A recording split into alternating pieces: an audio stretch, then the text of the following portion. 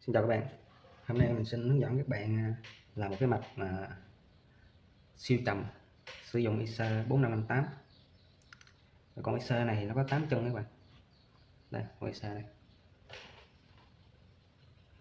4558. Cách đọc chân của nó các bạn nhìn vào sơ đồ, các bạn đọc được rất là dễ nha. Bạn nào muốn làm thì cứ bấm vào like video lại xem cái sơ đồ này, làm theo sơ đồ này rất dễ làm. Con ISA này các bạn có thể tìm kiếm trong các mạch âm sắc của âm ly cũ, trong đó rất là nhiều các bạn. Còn nếu mua thì chỉ vài nghìn đồng một con. Rồi mình sẽ tiến hành mình làm, các bạn hàng theo cái sơ đồ này là được như vậy.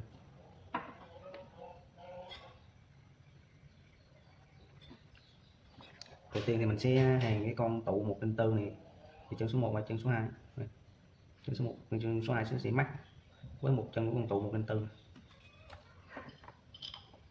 Tụ 104 này các bạn sử dụng tụ xanh như vậy nè.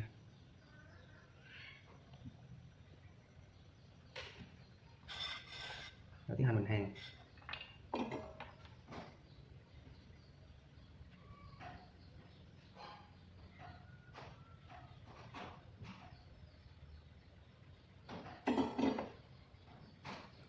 Đây, mình vừa hàng xong. Này mình hướng dẫn các bạn cho nên mình không có hàng vào mạch in. Các bạn nào mà làm thực sự để mà sử dụng thì các bạn nên làm vào mạch in cho nó đẹp, gọn gàng. Chứ mình hướng dẫn thì mình không có làm vào mạch in. Rồi tiếp theo mình sẽ hàng hai con điện chở 10 kg. Hai điện chở 10 kg các bạn. Một con, hai con. Đầu tiên chúng ta sẽ hàng một con một chân số, hàng một đầu điện chở một chân số 3. Đầu lại chúng ta sẽ hàng vào cái chân tụ 104.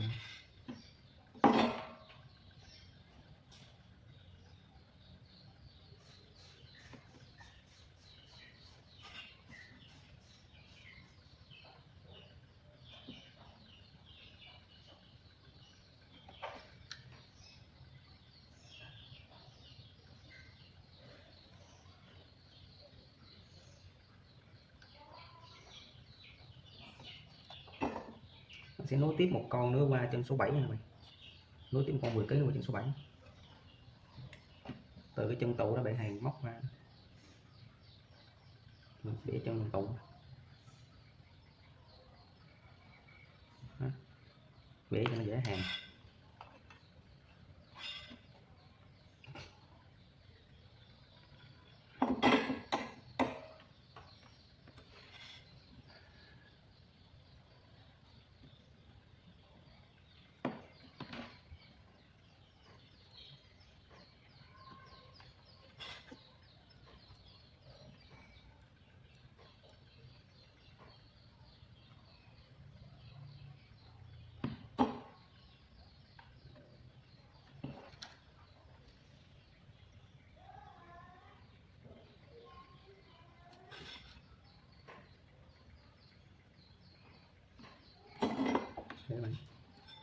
Mình vừa hàng xong con tụ 104 đấy với lại hai con điện chở 10 kg này.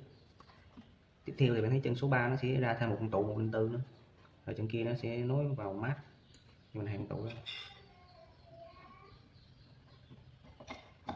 Đây, từ chân số 3 là con tụ xanh đây luôn nha các bạn.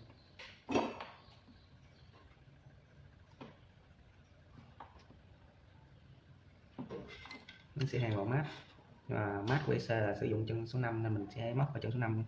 Chân số 5 này nè, chân số 5 mình chỉ cần nối mát là xong.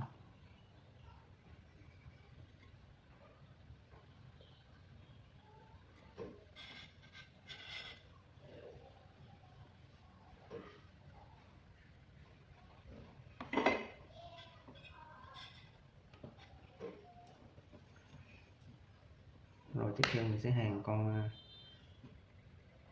điện chở 33 kg từ chân số 6 nối vào chân số 7 này. Đây, con điện chở 33 kg này, mình cũng vẽ chân tương tự như mấy con trước.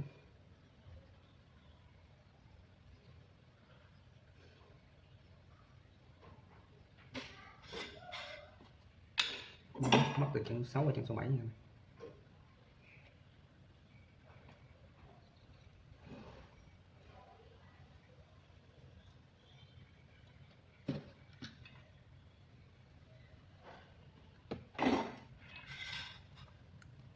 Còn đi chọn móc từ chân số 6 và chân số 7 nha.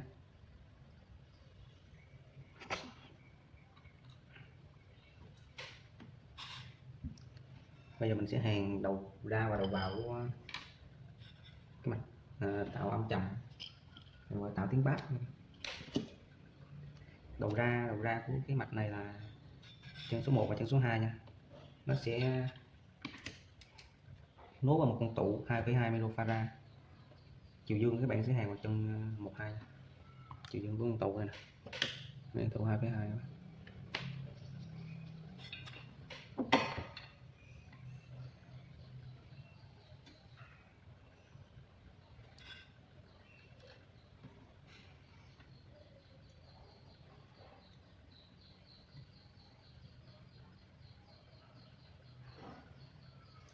Thì mình sẽ hàn chân in của tín hiệu vào con IC4558. Nó cũng sẽ mắc theo một con 2,2 nha các bạn. Chân in nó là chân số 6. Chân dương tụ các bạn hàn vào chân số 6 luôn nha.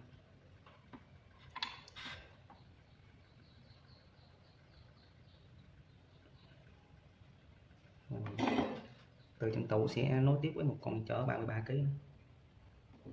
Con chở 33 kg mình sẽ hàn vào.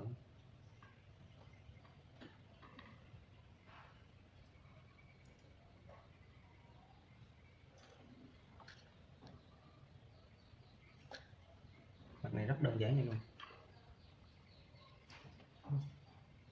Nó sẽ cắt lọc được các cái tần số cao của âm thanh. Nó cho ra tiếng bass, tiếng trầm, tần số thấp. Rồi tiếp theo mình sẽ hàn hai con điện trở 100 ohm. Hai con trở 100 ohm ở chân số 4, chân số 8. 48 là cấp nguồn vào các bạn.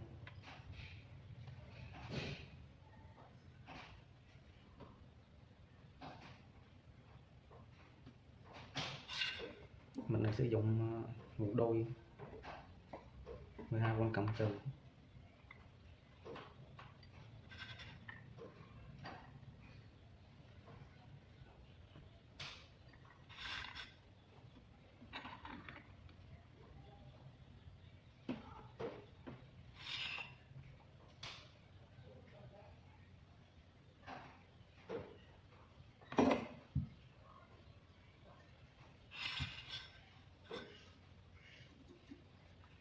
Đây là cái mạch này nó chỉ cho ra cái tín hiệu thôi, chứ mình không có gắm lo trực tiếp vào nghe được, mình phải qua một cái mạch tăng âm.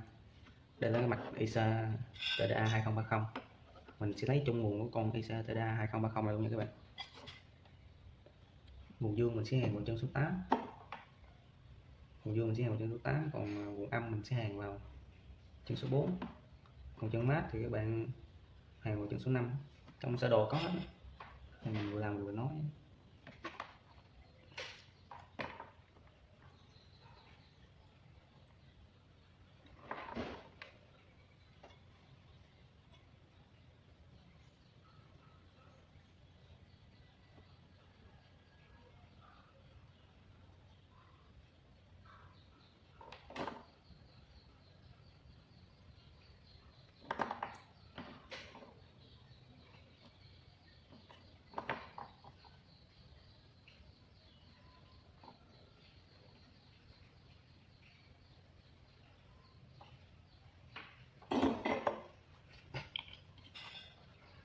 Bây giờ chúng ta đã hàn xong cái mạch tạo âm trầm này các bạn.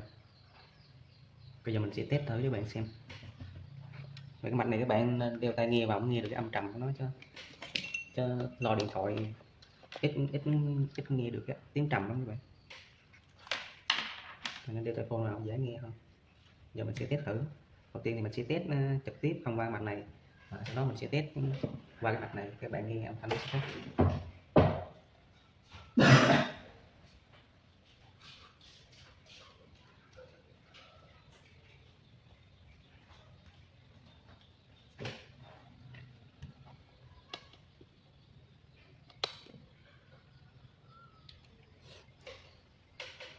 Đây là cái bộ phận phát nhạc của mình này.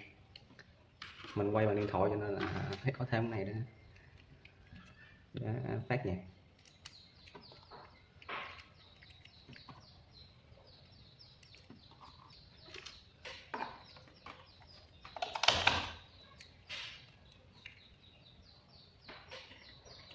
Đây là dây tín hiệu các bạn.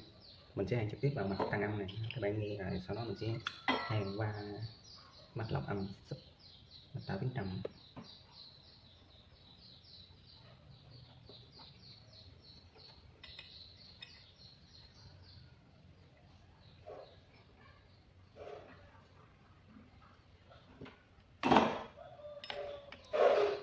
Mình sẽ kẹp lo vào.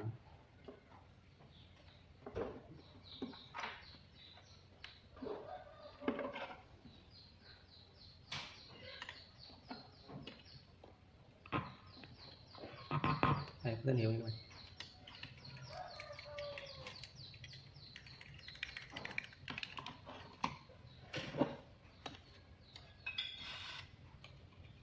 Đây, các bạn mình sẽ tăng âm lượng lên từ từ thôi.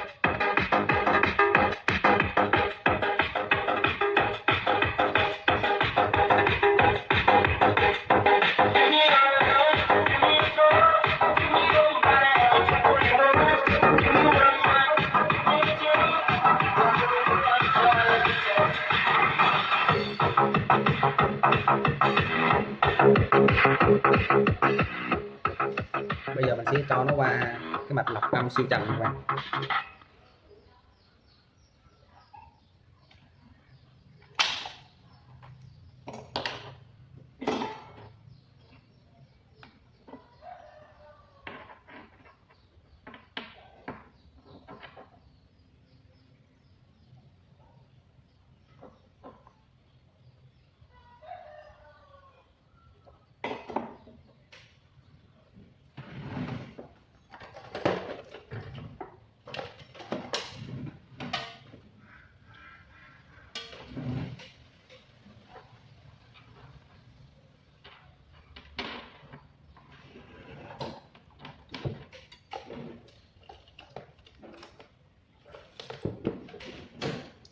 Mình sẽ hàn cái đầu ra của cái mạch siêu trầm và cái đầu vào của cái mạch tăng âm.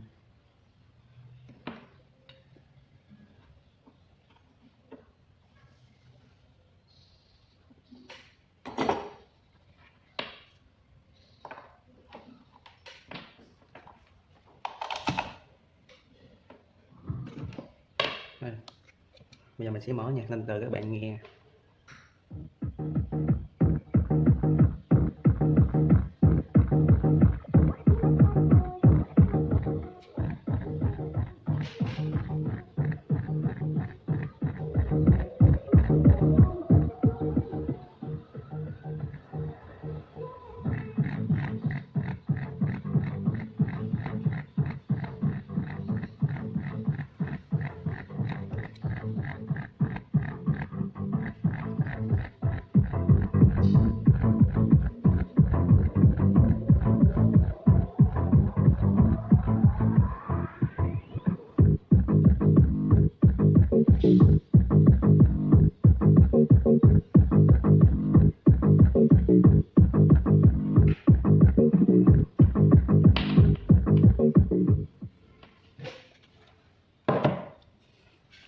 Rồi thì mình vừa giới thiệu xong các bạn một cái mạch tạo âm trầm bằng IC 4558. Rồi video của mình xin kết thúc ở đây. Cảm ơn các bạn đã xem.